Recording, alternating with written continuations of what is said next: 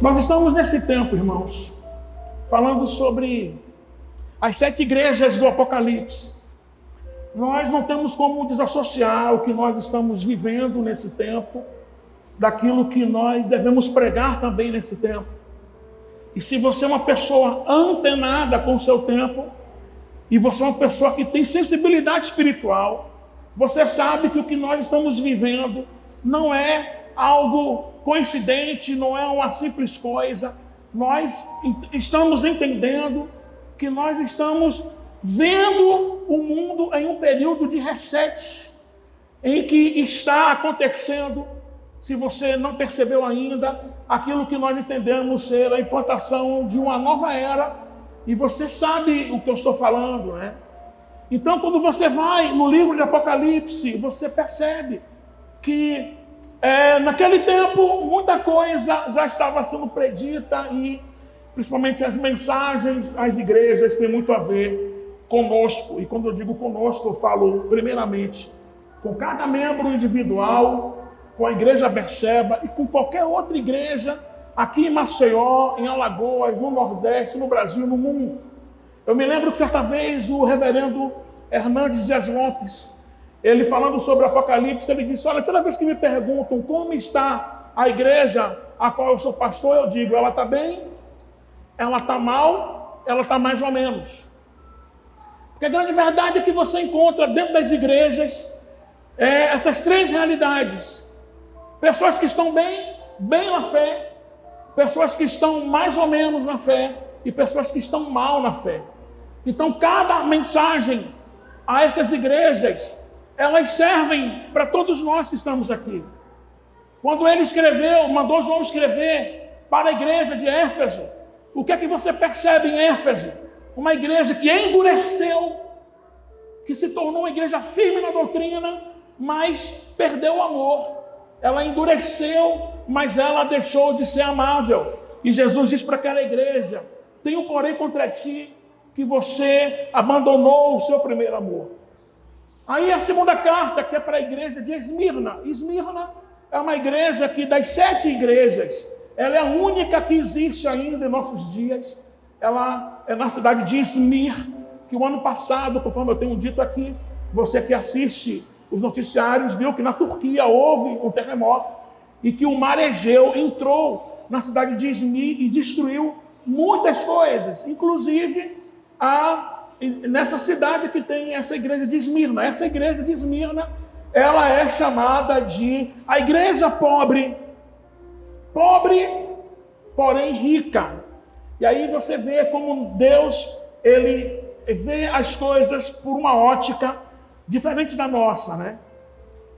Pobre para nós é aqueles que têm falta de tudo, mas para Deus, pobre para ele é aqueles que têm tudo, mas não tem o principal, que é a fidelidade a esse Deus. E ele diz assim para a igreja de Esmirna: você é pobre, mas na verdade você é rico. Aí a terceira carta é para a igreja de Tiatira, a igreja de Pérgamo, perdão. A igreja de Pérgamo era uma igreja grande que ficava na cidade em que teve lá o culto a Esculápio. E você que é da medicina sabe que um dos símbolos da medicina é justamente aquele bastão com uma cobra enrolada. Aquela cobra ali é o deus Esculápio. E lá em Pérgamo foi que surgiu a palavra pergaminho.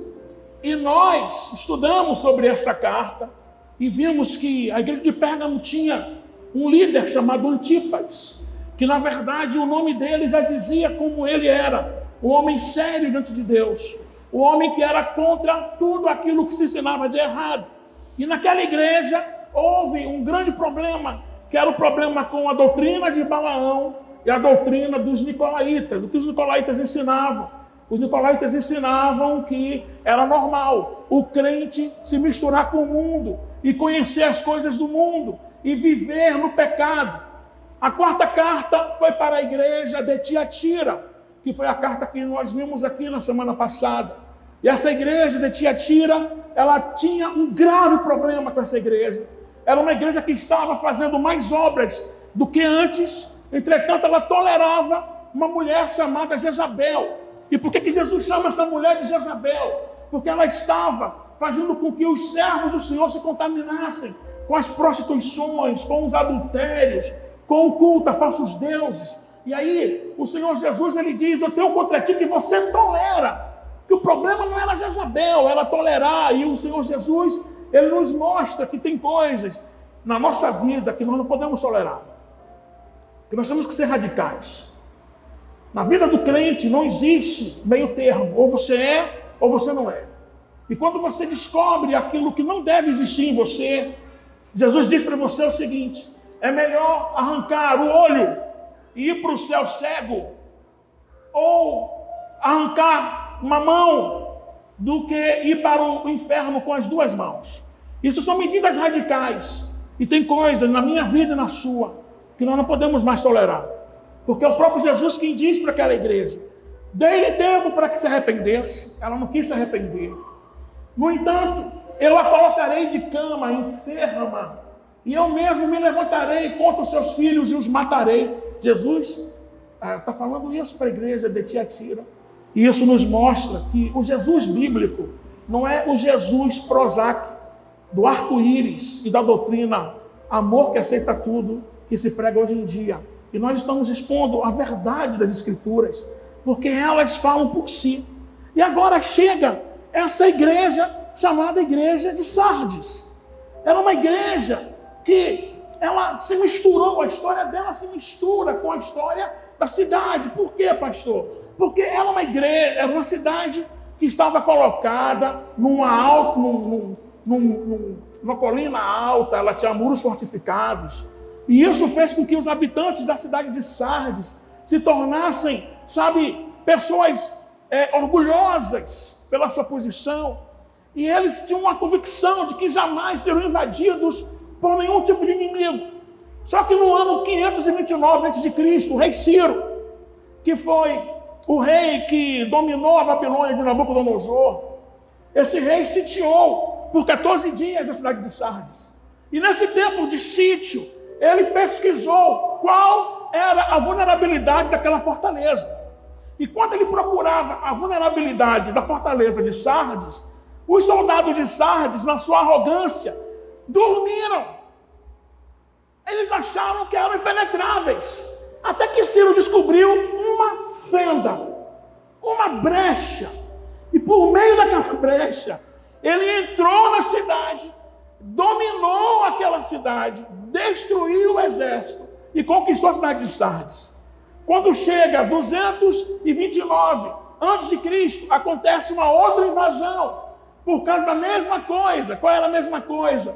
A prepotência, a falta de vigilância, a autoconfiança daquele povo, que achava que eles eram impenetráveis. E um homem chamado Antíoco Epifânio, se você lê a história grega, você vai ver sobre esse homem.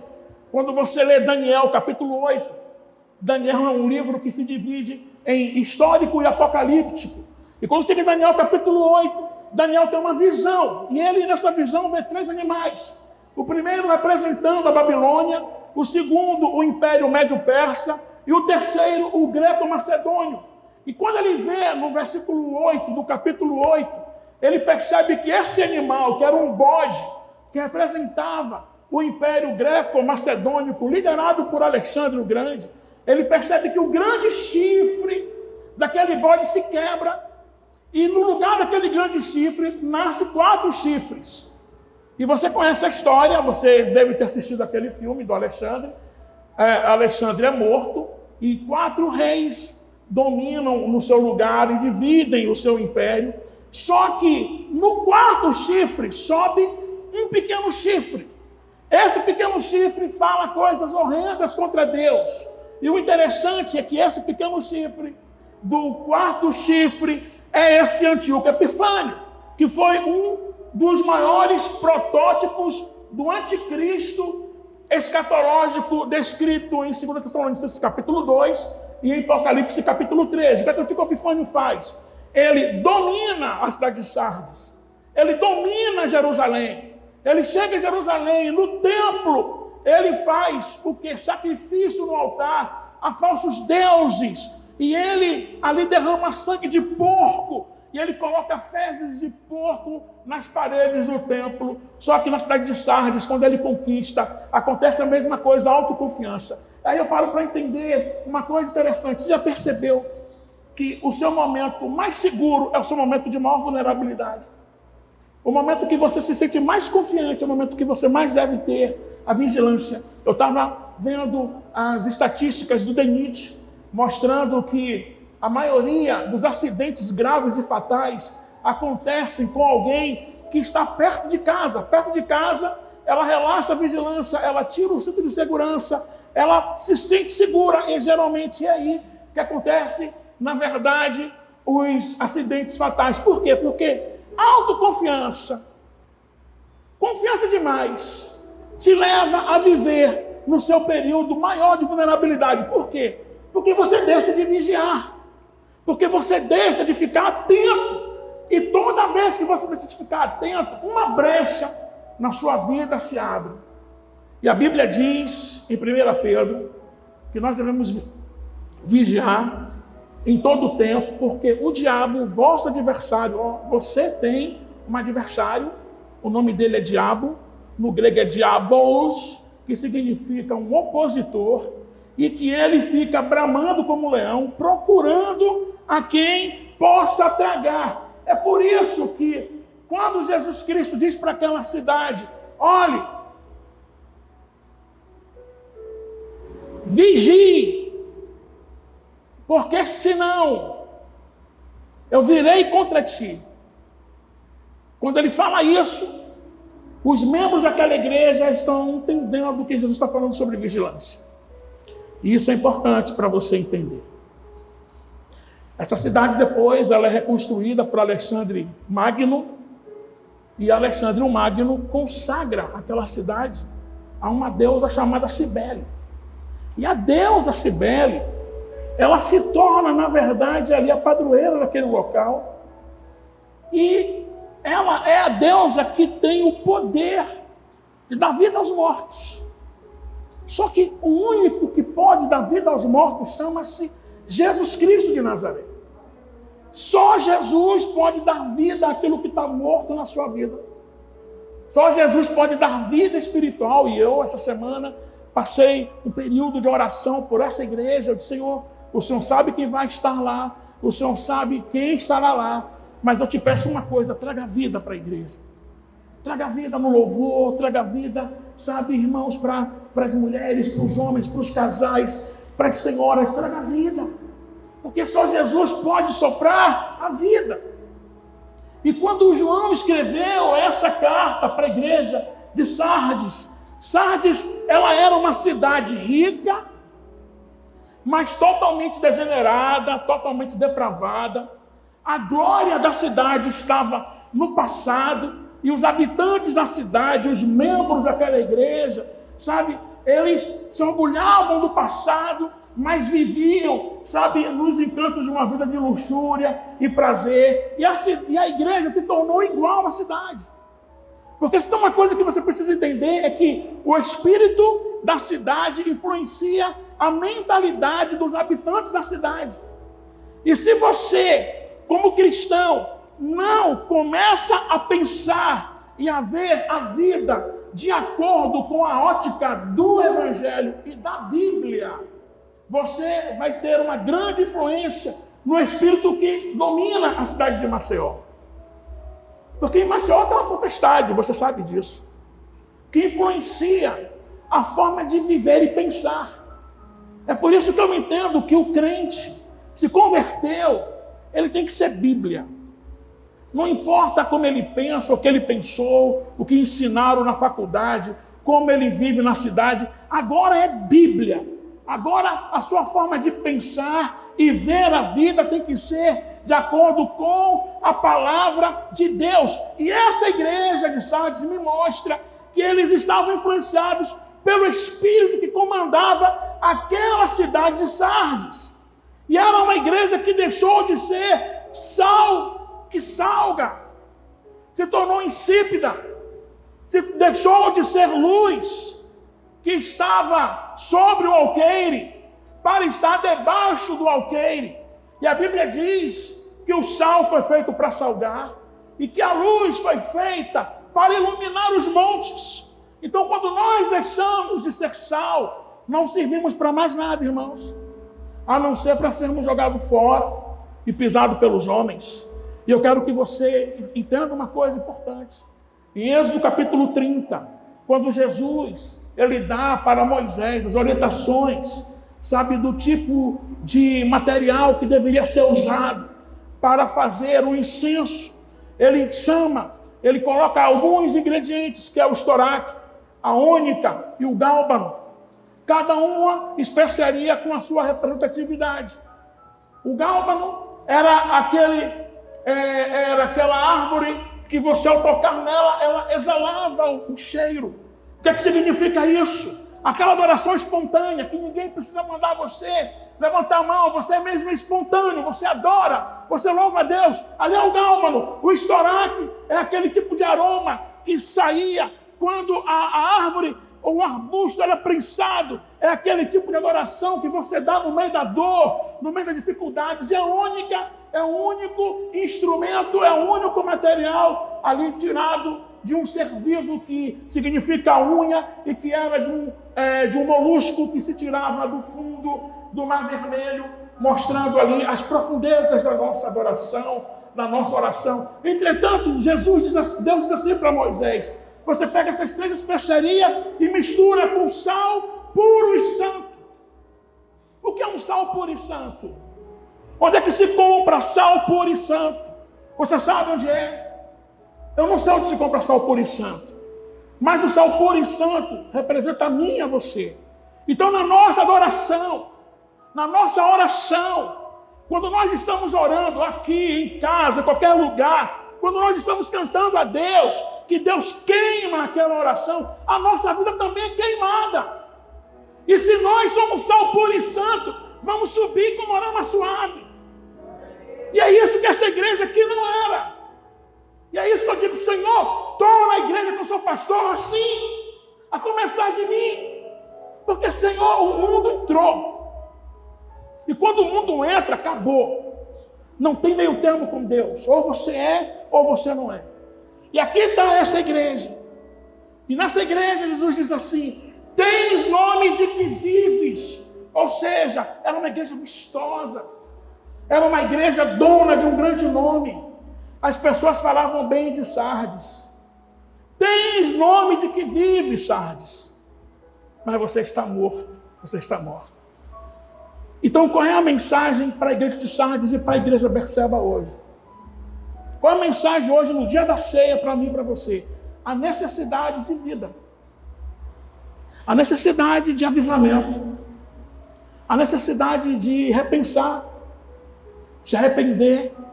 E dizer: eu preciso dessa vida, que não é dada por Cibele, que não é dada pelas faculdades, que não é dada por nenhuma ideologia, mas que é dada por Jesus. Que é dada por Jesus. Então, no versículo 1, o autor, o escritor João, relata o que Jesus está dizendo para ele falar para a igreja de Sardes. Diz assim: ao anjo da igreja em Sardes, escreve: estas coisas diz aquele que tem os 7 Espíritos de Deus e as 7 estrelas. Com essas tuas obras, que tens nome de que vives, e estás morto, ou mais estás morto. Aqui nesse texto você vê uma conjunção adversativa. Você estudou o português, você sabe o que é isso. Conjunção adversativa é quando aquilo que vai começar a ser falado tem uma ligação com o que acabou de ser falado, só que de uma forma contrária. Jesus olha para aquela igreja e diz: você tem fama. As pessoas falam bem de você. Você tem aparência. As pessoas te elogiam. Você canta bem. Você toca bem. Você ora maravilhosamente bem. você prega muito bem, você tem fama de que vives. Mas não para aí o texto. Mas você está morto. O que ele está dizendo para essa igreja logo de cara? Que era uma igreja que vivia de aparência. Por quê, pastor? Porque essas palavras de Jesus à igreja, elas foram reveladoras. Pois a igreja tinha adquirido reputação e fama. Mas dentro dela ela era um sepulcro caiado. Sabe o que é um sepulcro caiado, não sabe? Sepulcro caiado é aquele caixão feito de ouro por fora, mas por dentro está cheio de ossos mortos, de carne podre. Né? Então isso é um sepulcro caiado. E o que é interessante notar na igreja de Sardes era que ela gozava de uma grande reputação na cidade. Você lê de 1 a 6, vamos ler os versículos, você vai ver que não tem aqui uma doutrina falsa naquela igreja. Não tem doutrina de Balaão na igreja de Sardes, como tinha na igreja de Tiatira, na igreja de Pérgamo, como tinha os de Éfeso, que odiava as doutrinas de Balaão. Não tinha a doutrina dos Nicolaitas, não tinha sequer nenhuma Jezabel ali. Entretanto, aos olhos dos observadores, ela era uma igreja viva. Por quê? Porque nós só enxergamos a superfície. Eu só enxergo você agora de máscara, com o cabelo bem penteado, com a sua maquiagem maravilhosa. Eu enxergo você me olhando, eu enxergo só isso. Mas nós temos que entender que existe um observador que nos ama, que vê o fundo do nosso coração, que vê exatamente como nós estamos agora aqui. E de acordo com os observadores, né, aos olhos dos observadores, essa igreja ela parecia uma igreja viva, uma igreja dinâmica. Tudo nela parecia ter vida, ter vigor, mas era uma igreja apenas de rótulo. E o interessante é que eu e você não podemos nos enganar, porque a igreja de Sardes não é aquela igreja morta que nós julgaríamos hoje ser uma igreja evangélica morta. E como é que nós julgamos uma igreja evangélica morta? Eu vou tirar por um exemplo que eu tive em 2001. Eu cheguei aqui em Maceió. E no período do carnaval, vai fazer 20 anos, agora em fevereiro. Eu e o pessoal da Jocum, nós fomos para uma igreja aqui em Maceió. E eu não queria ir para aquela igreja. Era um domingo de carnaval, todo mundo viajou. Mas nós, missionários, tínhamos que estar no culto. Eu fui. Quando eu cheguei lá, que eu vi o louvor, todo mundo sentado, cantando sentado. Eu venho de uma igreja que o pessoal cantava em pé, que o pessoal batia palma, que o pessoal se expressava com suas mãos, com seu gingado. Lá em Salvador tem muita igreja que é assim, viu? Quando eu cheguei aqui, que eu vi a igreja cantando sentado, eu disse assim, meu Deus do céu. Eu disse assim, essa igreja está morta, olha como eu julguei. Mas a gente julga assim, né? Se a igreja bate palma, é uma igreja avivada. Para nós hoje, a igreja avivada é aquela que bate palma, que tem bateria, que o cara faz como o Jamil fez hoje, eu fico empolgado, porque eu amo isso, que tem sax, que tem um louvor pá, animado, pai, please. Isso para a gente é igreja avivada. Mas não tem nada a ver com isso. Igreja avivada não é isso. Eu me lembro que quando eu cheguei naquela igreja, todo mundo cantando, e eu calado, irritadíssimo que eu estava ali. Na verdade, o morto era eu. Aí eu me lembro que um senhor tomou a palavra, e quando ele tomou a palavra, ele disse assim, olhe, para você que está julgando a igreja, eu disse, meu Deus, será que deu para perceber? O Espírito de Jesus está aqui. Essa igreja é dele, essa igreja é viva. Eu disse, meu Deus, que lapada, foi para mim, eu que estava julgando isso aqui. Aí eu mudei meu coração, pedi a Deus misericórdia, perdão. Mas nós somos assim. Nós julgamos a igreja viva de acordo com a liturgia. Olha, tem que ter música com palmas, tem que ter celebração dançante, tem que ser uma música avivada. Nós achamos que ter vida é isso. E não tem nada a ver com isso. Não estou dizendo que quem faz isso está vivo, está morto. Também não estou dizendo que igreja que faz isso é porque está viva. Eu estou dizendo que estar vivo e ser uma igreja viva não tem a ver com ordem litúrgica de culto. Não tem a ver com o que eu e você pensamos. Mas tem a ver com como essa igreja, à luz da Bíblia, como é a nossa vida com Deus no dia a dia e como nós estamos abraçando as verdades espirituais que nós estamos recebendo do Senhor. Isso é uma igreja viva. Porque você pode não estar batendo palma, mas seu coração ser tão sincero que o seu louvor subiu, enquanto que de outros que bateram palma não subiu. Espero que de todos tenham subido. Mas diante de Deus não é isso que determina uma igreja viva. Porque aos olhos do observador Jesus, ele examinou a igreja profundamente. E no versículo 2 ele diz assim: não achei as suas obras íntegras. E por íntegra significa obras inteiras. Versículo 2, é isso? Ok. Por quê, pastor? Porque a coisa principal é que você entenda que a reputação da igreja, a reputação do crente, ela não pode ser entre as pessoas, mas sim diante de Deus. E esse é o nosso grande problema. O nosso grande problema é que nós levamos mais a sério a forma como as pessoas nos enxergam do que a forma como Deus nos vê. A gente está mais preocupado como nós teremos a aprovação das pessoas do que em ter a aprovação de Deus. E a gente para ver que muitas vezes, e essa é uma grande verdade, Deus ele não vê como homem. A fama diante dos homens nem sempre é glória diante de Deus. Eu posso estar aqui com meu nome no rol de membros dessa igreja. Você pode estar com seu nome no rol de membros dessa igreja, ou no rol de membros da igreja a qual você é membro. Mas isso não significa que você está vivo. Isso não significa que você está vivo com Deus. O que significa que você é membro de uma igreja, mas que talvez precise urgentemente rever princípios, rever conceitos e colocar diante de Deus algo. O que? Eu quero alinhar a minha vida com a tua palavra. Ah, pastor, mas eu não penso assim. Mas o que importa diante de Deus não é como você pensa, é como Deus pensa e o que Ele quer que você faça. Porque a grande verdade é que Deus ele quer de nós obediência, Ele quer de nós a verdade que venha do íntimo.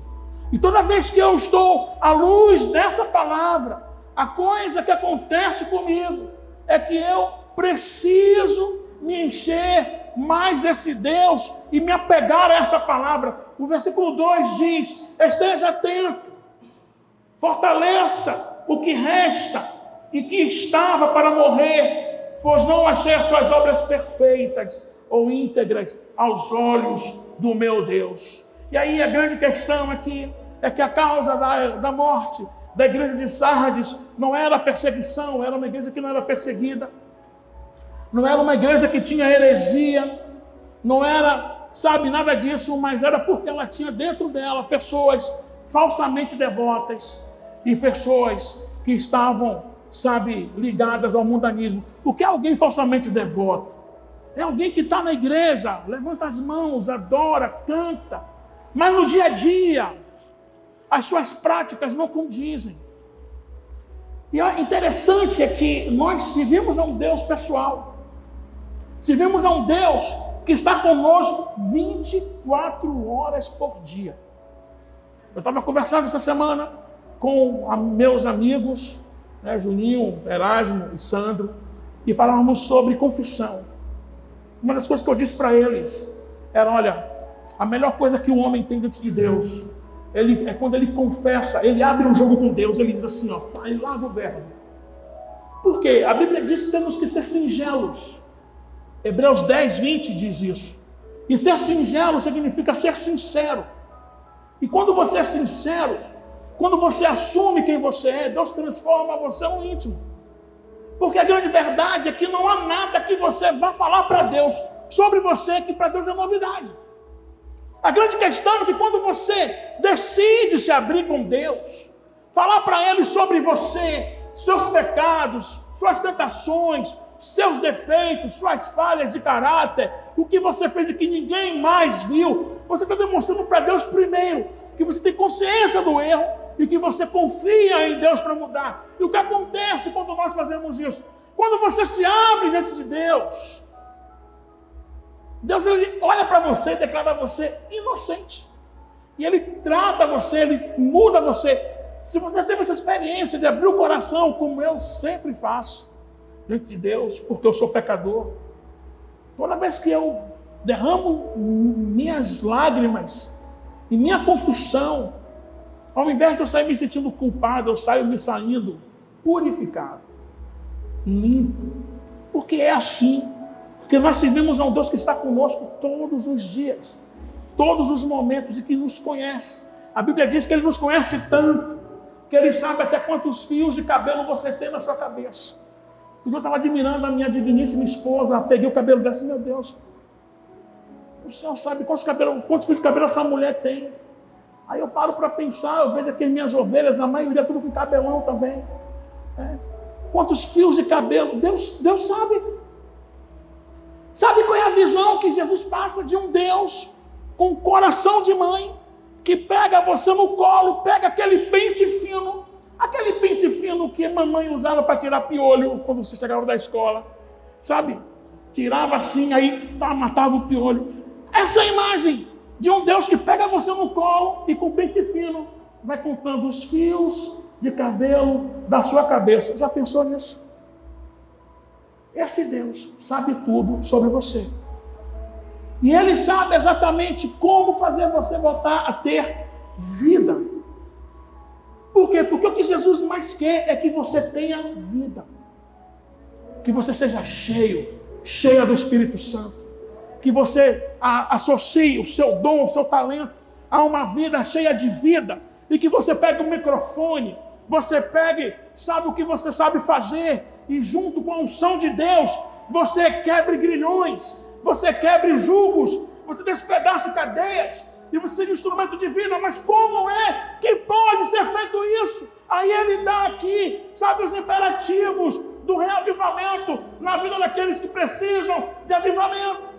E quais são os aspectos desses imperativos? Primeiro é uma volta urgente à palavra de Deus. Versículo 3, ele diz assim, lembra, pois, do que tens recebido. O que é que tem recebido? O que é que você tem recebido? Eu conversei com uma ovelha que eu amo muito essa semana.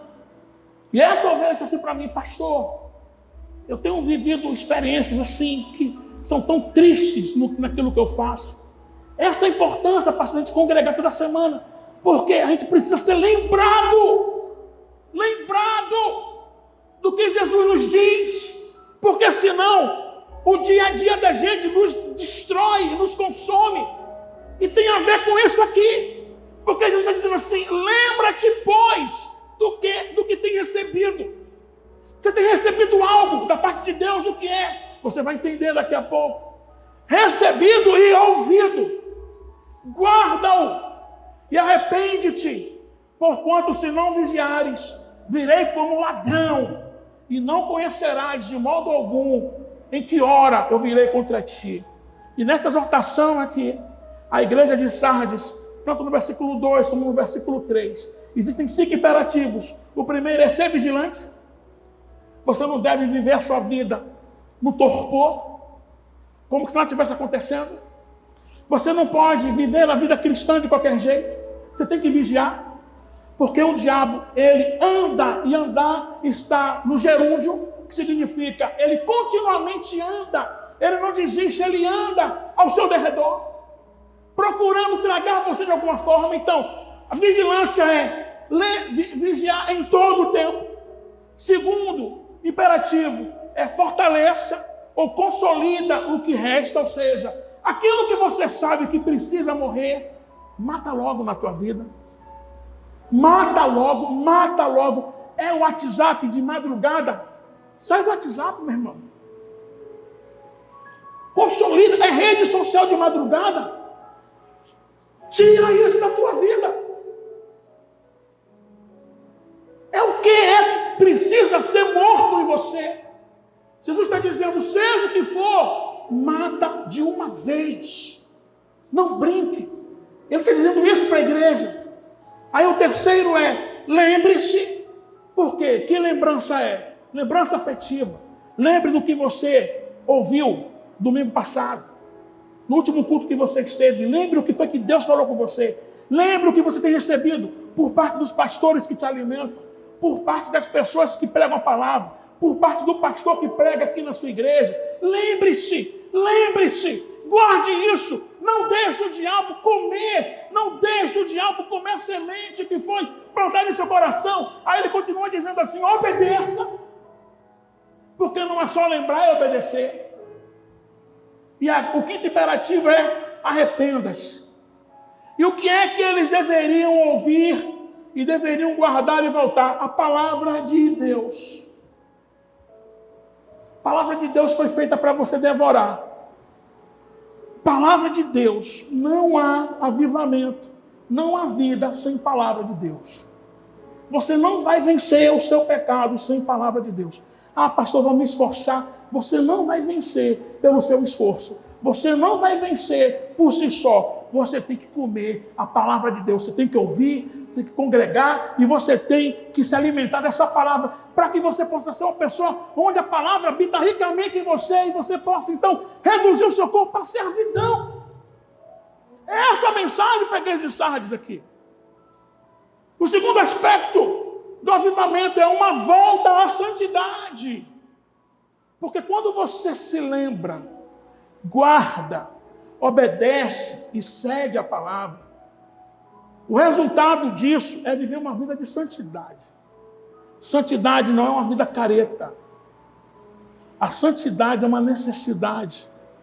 Santidade significa ter vestes limpas. E as suas vestes precisam estar limpas.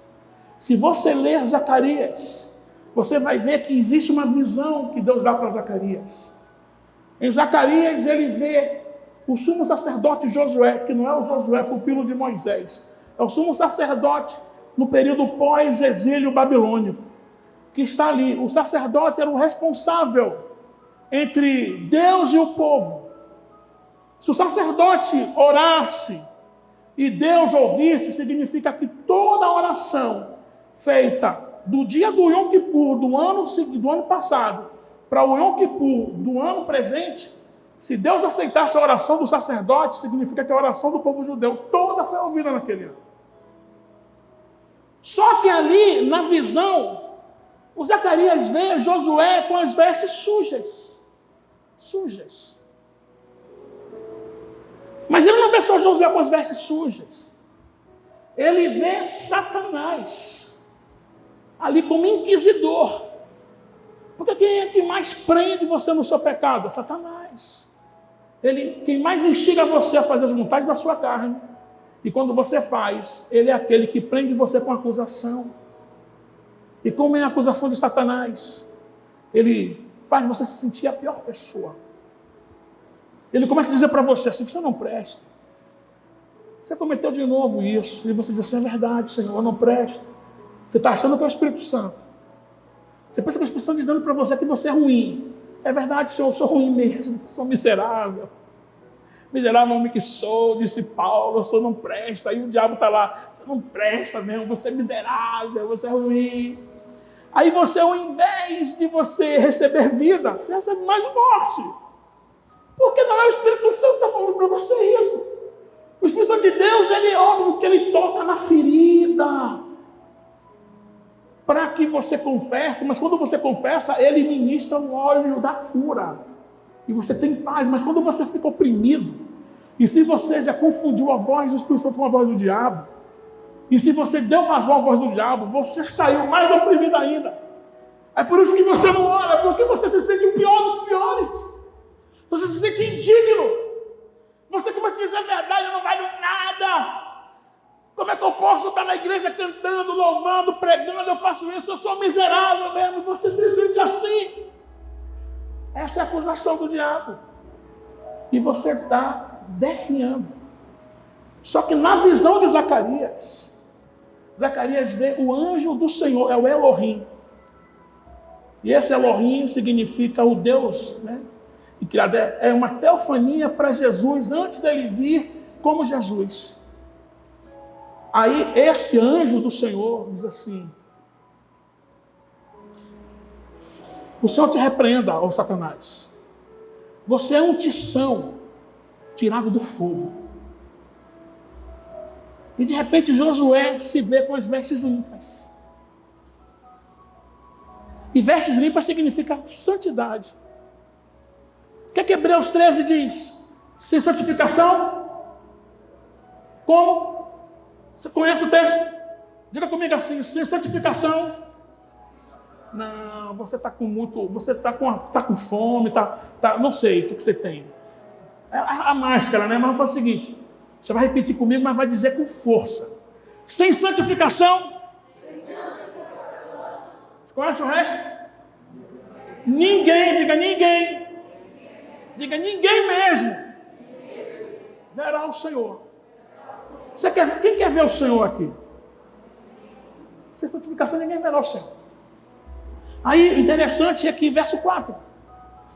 Verso 4 diz assim: no entanto, você tem aí em Sardes uns poucos que não contaminaram as suas vestes.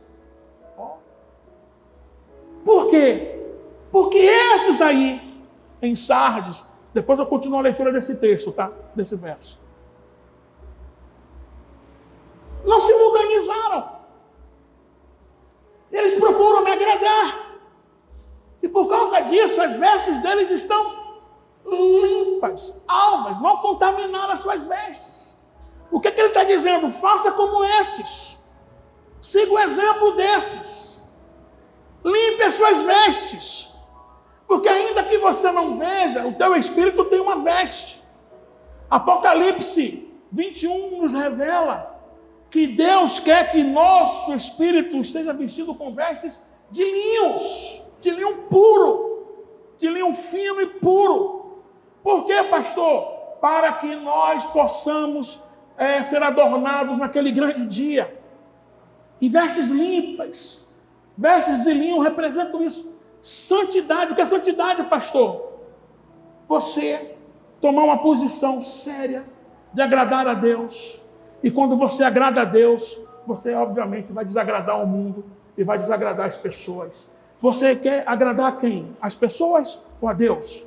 Você tem que agradar a Deus. Você foi chamado, comprado para agradar a Deus. As suas vestes têm que ser limpas para que você possa então ver o Senhor. A vida de santidade é uma vida de vitória diante de Deus e perante o mundo. Aí ele diz assim: eles andarão comigo.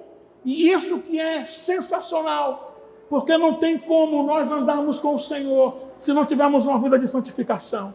Por isso que Jesus disse para Pedro: Pedro, se eu não lavar os seus pés, você não tem parte comigo. O que significa isso, pastor? Aquela confissão diária que eu e você temos que fazer. Nós somos salvos, mas precisamos diariamente confessar os pecados que cometemos. Se você não confessar, você não anda com o Senhor. E andar aqui é comunhão com Deus. Andar aqui é como a Bíblia diz sobre o homem chamado Enoque. Enoque andou com Deus. Deus se agradou dele. Ele foi tomado e não mais se viu Enoque entre os homens. Andar com Deus é você andar. E as pessoas dizem assim: essa pessoa exala algo diferente. Ela tem um cheiro diferente. Ela tem um andar, um olhar diferente. O que é isso? É a presença de Jesus com você.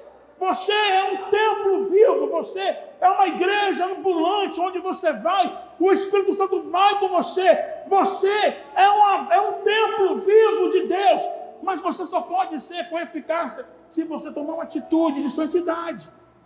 Aí ele diz assim: eles andarão comigo vestidos de branco, pois eles são dignos. Aí eu te digo que o nosso Deus, de Gênesis e Apocalipse, ele não faz acepção de pessoas, mas ele faz distinção das pessoas.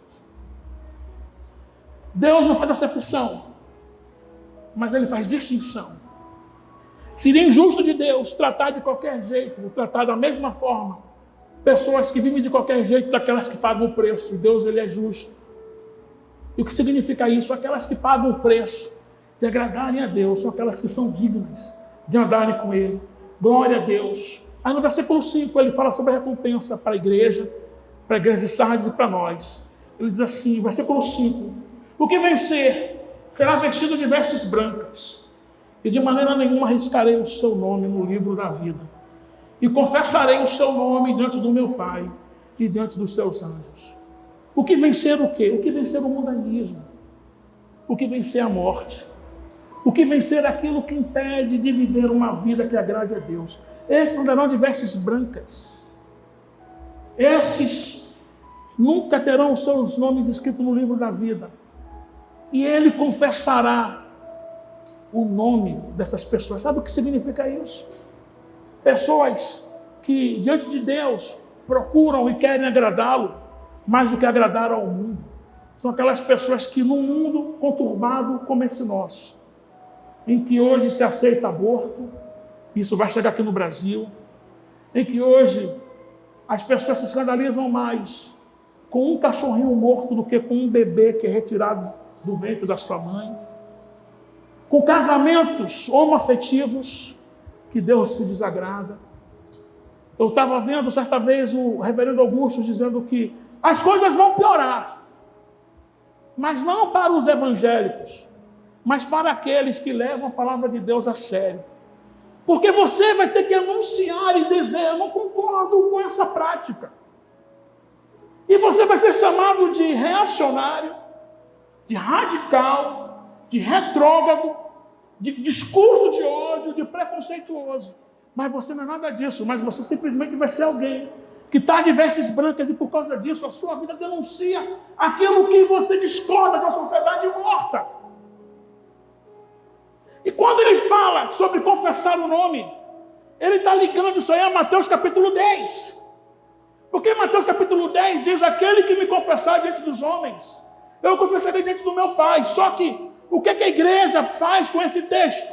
Os pastores geralmente usam esse texto na hora do convite, na hora do apelo, diz assim, olha, se você confessar Jesus diante dos homens, ele vai confessar você diante do Pai. É uma verdade?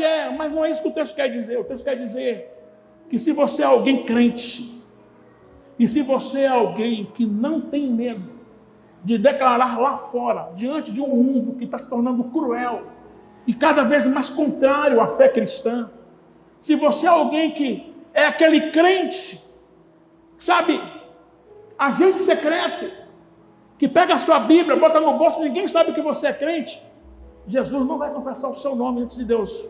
É isso que ele quer dizer. Mas se você vai como ovelha, não é como lobo, não é como leão, é como ovelha, no meio dos lobos, e você diz, Jesus é o Senhor, Ele não aprova o que você faz, Ele não quer que você viva assim. Se você é alguém que faz isso e declara que você é de Deus, você não é medroso, não é tímido, conforme diz Apocalipse 21:8, que diz, quanto aos tímidos, e aí ele vai dizendo as outras coisas mais, a sua parte é no lago de fogo e enxofre, que é a segunda morte. E quando fala quanto aos tímidos, não está falando de pessoa tímida, recatada, mas está falando de pessoas medrosas. Então, se você é alguém que se posiciona e declara, não concordo, eu amo Jesus, eu ando de branco porque eu sou do Senhor. Se você declara isso, naquele grande dia, no dia do juízo, Jesus vai dizer assim, esse fulano é meu, eu confesso ele dentro do Senhor, meu Pai. Eu confesso a Valdelice, eu confesso a Nadir, eu confesso o Marcos, eu confesso, sabe, o Arthur, eu confesso a irmã Andréia, eu confesso a irmã Maria, eu confesso a Níria, eu confesso a Silvia, eu confesso a Raquel, eu confesso a Edilene, eu confesso a Cida, eu confesso a Claudiane, eu confesso a Elisama, eu confesso o Vitor, eu confesso o Gutenberg, eu confesso o Júlio, eu confesso o Lucinaldo, Luádja, Lúcia, eu confesso a Suzy, eu confesso a Valquíria, eu confesso a Miriam, eu confesso a irmã Edileus, eu confesso o Erasmo, eu confesso o João Holanda, eu confesso o Guga, a Bia, eu confesso o Janinho, eu confesso o Diogo, eu confesso o Heller, eu confesso o Edivaldo, eu confesso o Caio, eu confesso eles porque eles me confessaram diante dos homens. E eu quero essa confissão. Eles são meus, porque eles são dignos. Eles andaram comigo de vestes brancas. Eles não contaminaram suas vestes, eles se posicionaram. E você precisa disso. Agora, o que é que você precisa, pastor? Você precisa de vida. Você precisa sair daqui vivo, cheio. Eu estou falando vivo, não é pular. Não estou falando de você sapatear, de você espernear, rodopiar. Eu estou falando de vida. De ser cheio, dizer assim, eu não vivo mais para mim. Eu vivo agora, a vida que eu vivo na fé do Filho de Deus. Eu quero ser cheio do Espírito Santo. Só Ele pode te dar vida. Só Ele pode te capacitar a vencer teu pecado. Porque se você não vigiar, teu pecado vai arrebentar com você. Vai arrebentar com aquilo que é lindo. Mas ele vai ser destruído por causa do pecado. Aí eu digo para você que essa é a mensagem para as tardes. E essa é a mensagem para a Igreja Batista Berseba. Se você não vigiar, eu virei contra você. Virei como um ladrão. Numa hora que você não imagina. Sabe o que significa isso? Provérbios. Quando ele diz assim, aquele que muitas vezes é aconselhado, exortado, endurece a cerviz, será quebrado repentinamente sem que haja cura. Mas a cura, ela vem do Espírito Santo. Se você disser assim, Espírito Santo, me enche. Espírito Santo, enche-me de ti. Espírito Santo, eu não sou ninguém sem o Senhor. Eu sou uma capa. No Instagram eu apareço bonito. No Instagram eu me maquio. Eu até edito as fotos no Instagram. No Instagram eu passo sem barriga, Senhor. No Instagram, as minhas fases são profundas. No Instagram, eu sou sábio. No Instagram, eu tenho curtidas. No Instagram, eu sou um cara. Mas no dia a dia, eu sou vazio. Aí, quando você faz isso, você deixa de ser o cara do Instagram para ser o cara de Deus. Aí Deus diz assim, tá, do jeito que eu gosto, eu vou encher você. A questão é, quem aqui deseja isso? Quem deseja isso? Quem deseja a vida? Quem deseja essa vida? Quem deseja andar de branco? Quem deseja andar de branco diante do Senhor? O Senhor está chamando você hoje para isso. O Senhor está chamando você hoje para uma vida reta diante dEle. O Senhor está chamando você para uma vida íntegra, porque Ele tem olhado as suas obras, Ele tem verificado você, e Ele tem dito para muitos aqui, não que eu conheça a fundo, e posso dizer quem, não estou aqui como juiz, mas Ele está dizendo para você, não tenho achado as suas obras íntegras diante do meu Deus. Guarda, lembra-se, né? Consolida o que está para morrer, e receba a vida. Quem quer essa vida aqui? Quem deseja de coração essa vida aqui? Ah, irmão, você tem liberdade aqui para dizer, eu quero glorificar o Senhor. Alguém um dia visitou essa igreja e no dia seguinte essa pessoa me procurou e disse, pastor, eu amei a igreja, amei a palavra, mas eu só fiquei assim porque ninguém deu glória. Eu disse, minha irmã, você não é proibida de dar glória não, você pode dar glória. Aí essa irmã nunca mais veio para o culto. Não. Você pode dar glória a Deus, mas muito mais do que glória, você pode... Eu quero essa vida. E não olhe para os o que vão pensar de você, não ligue para a reputação. Não ligue para a reputação. Ligue para o que Deus fala sobre você. Porque se você morrer hoje, ou se Jesus hoje encerrar tudo, implantar o juízo final, você vai estar diante de Deus e Ele vai dizer assim, Pai, ela é minha, Ele é meu, venha.